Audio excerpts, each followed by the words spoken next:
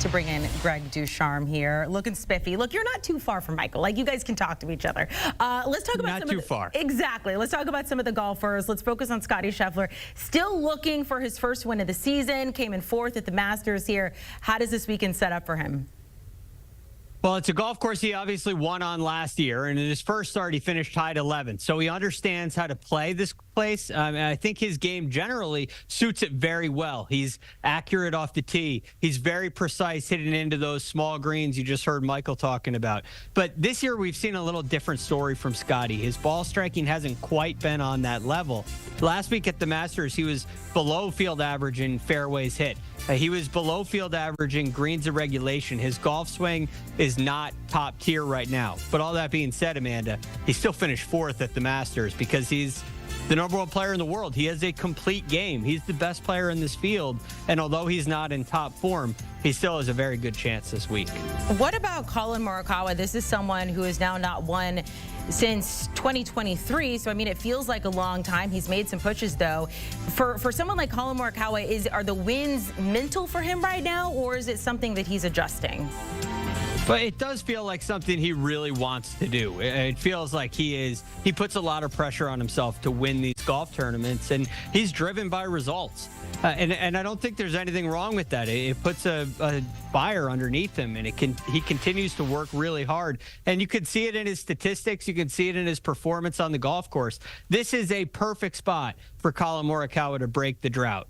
Coming off of a Masters last week, and you have all the best players in the world here, but it's a little more relaxed environment. But Collin Morikawa leads the tour in driving accuracy, so he can get it in those really tight corridors. He leads the tour in proximity to the hole and strokes gained approach. So Collin Morikawa's game is perfectly suited for a golf course like this. The area he's been struggling in, the short game and the putting, as you heard Michael mention, they're a little more benign this week, so it could be a really good spot for Collin.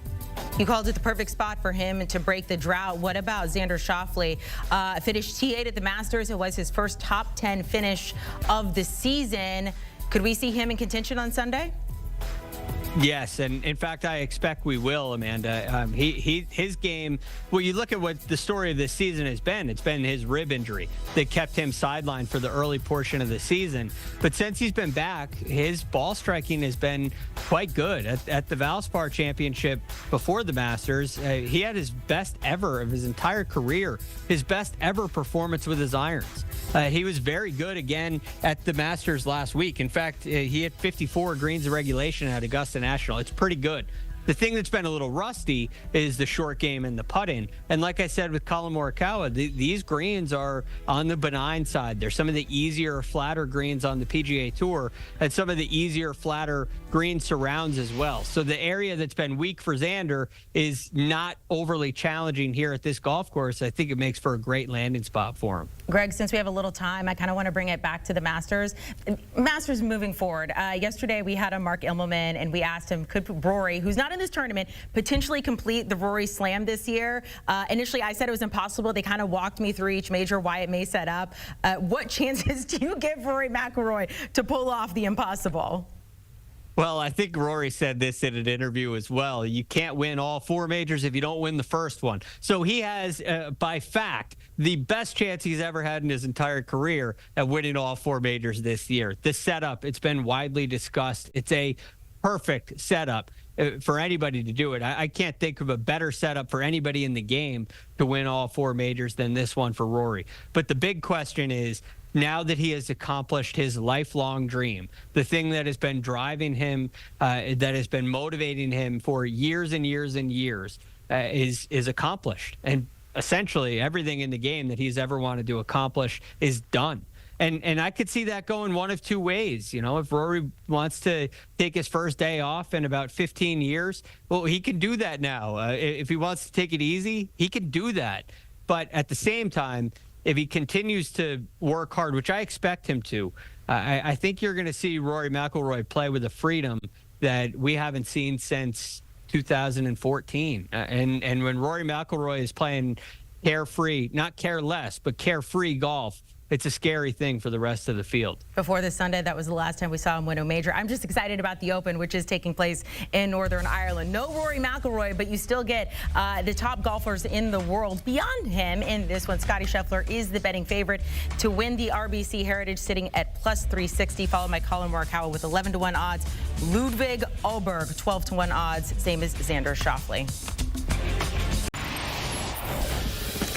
In the golf world, we are still coming down from the Masters, but it is moving on, and so do some of the top golfers in the world. This week, the PGA Tour heading to Hilton Head, South Carolina, Harbor Town for the RBC Heritage. No Rory, but Scottie, Colin Morikawa, Ludwig, Xander, JT, Patrick Cantlay, Shane Lowry, Corey Connors, Tommy Fleetwood, Jordan Spieth, Jason Day, the top golfers in the world, they're getting back to work. So for more on that, let's welcome in our good friend Michael Breed here. Michael, we're going to get into Scottie Scheffler and some of the other top golfers. But give us a course breakdown. What do we need to know about this one? Well, this is a golf course. It's not one of the longest golf courses on the PGA Tour. Pete Dye design. This is diabolical, if you will. The greens are very small. They average about 3,700 square feet, which is maybe it's the second, the golf course on the PGA Tour that's the second smallest green. So not the smallest, but certainly right there. And what it means is that you have to be in control of your iron play. You go back the last 5 years, all 5 champions have been in the top 10 in strokes gained approach. 4 of the 5 have hit 50 or more greens, which means you've got to be spot on with your iron play.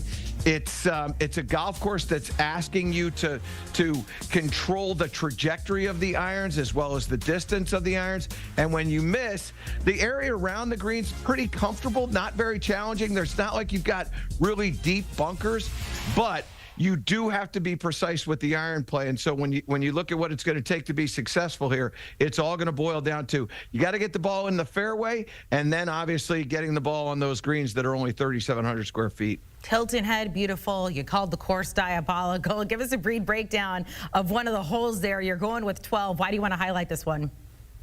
Because this is what this golf course is all about. And if you take a look at this 12th hole, what you can see here is there are trees all over the place. We don't play a lot of golf courses with a lot of trees like this, particularly.